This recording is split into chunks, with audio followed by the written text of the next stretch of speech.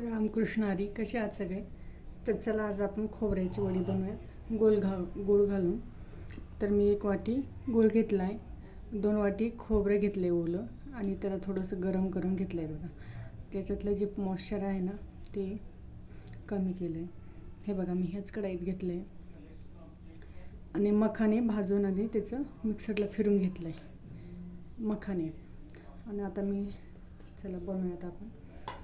तर थोडंसं गूळ घातला आहे 1 वाटी, 2 वाटीला 1 वाटी गूळ घालून घ्यायचा.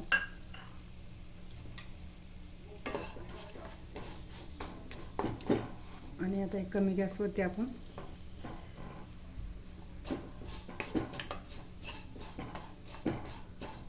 याचा पाक करून घेऊयात. तर बघा 2-3 मिनटामध्ये आपला पाक झाला आहे. एकदम कमी गॅसवर ठेवायचा आणि असं करून घ्यायचं त्याला. हे बघा अजून आपली चाचणी बनली नाही आहे. चाचणी बघण्यासाठी थोडं वाटीत पाणी घेतलं आहे आणि असं टाकून बघायचं. ते बघा आता जमायला लागला आपला गूळ. अशी जमा होतोय म्हणजे आपला पाक होत आला आहे. आता आपण त्याच्यामध्ये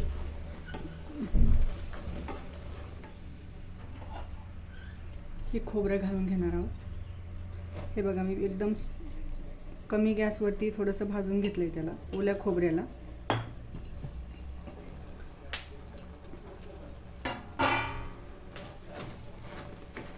तर हे बघा आणि मखाना घालून घ्यायचा त्याच्यातमध्ये कमी गॅसवरती.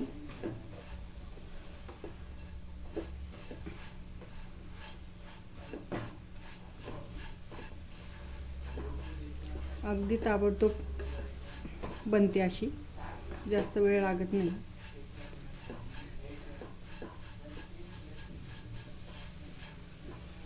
मखाना आणि खोबऱ्याची वडी.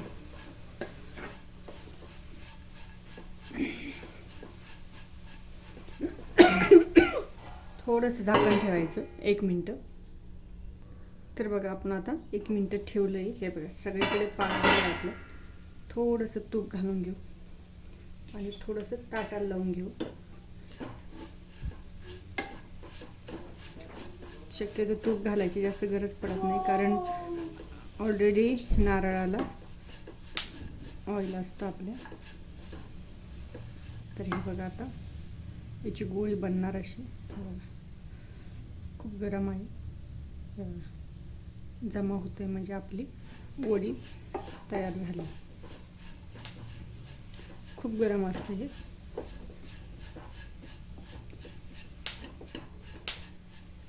तरी आपण होऊन द्या अर्धा 1 मिनट, अजून 1 मिनटं होऊ द्या कमी गॅसवरती, म्हणजे आपली वडी परफेक्ट बनेल. आणि 2 वाटी खोबरं असलं ना तर 1 वाटी गूळ आणि परफेक्ट होतो. मखाना याच्यासाठी घालायचं, टेस्ट खूप छान येते मखाण्याने खोबऱ्याची वडीची. आणि प्रमाण नेहमी असंच ठेवायचं. 2 वाटी खोबरं असलं की 1 वाटी गूळ घ्यायचा.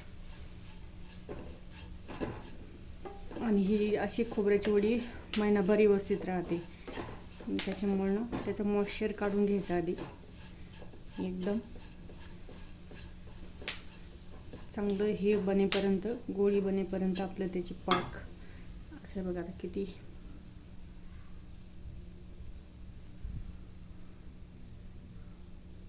हे बघा व्यवस्थित बनते. असं बनेपर्यंत हे माझ्या याला कुंकू लागलेलं आहे पूजाचं. तर हे बघा बनते गोळी आपली. तर याचा अर्थ आपली वडी आता तयार आहे. मी आता याला ताटामध्ये काढून घेते. चला आता आपण हे ताटात काढून घेऊयात अशा प्रकारे. आणि याला गरम गरम असं गरम गरमच याला फिरून याच्यावर आता वाटीनं दाबून घेणार आहोत आपण.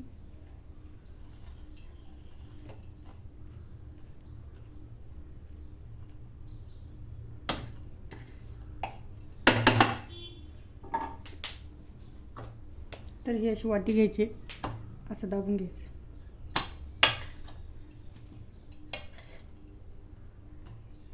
हातानं गरम आहे, शक्यतो हाताने दाबायचं, वाटीला चिपकता येते. हे असं घ्यायचं दाबून.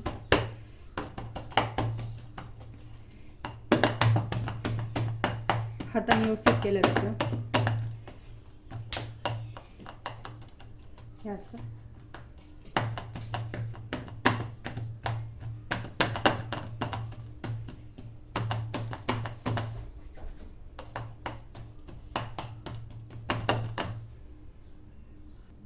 थोडं हाताने दाबून घेतलं की वाटीनं थोडंसं प्लेन करून घ्यायचं त्याला, म्हणजे वडी आपली छान दिसते. थोडीशी खसखस पण घालू शकतो याच्यामध्ये, अजून टेस्ट चांगली लागते.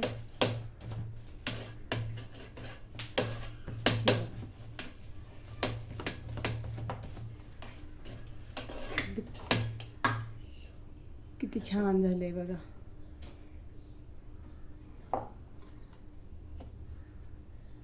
तर अशाच रेसिपीचे, प्रोडक्टचे रिव्ह्यूचे व्हिडिओ बघण्यासाठी माझ्या चॅनलला सबस्क्राईब करा. थँक्यू. आता मी वड्या पाडून घेणार आहे, ज्या सुकल्या की. थँक्यू.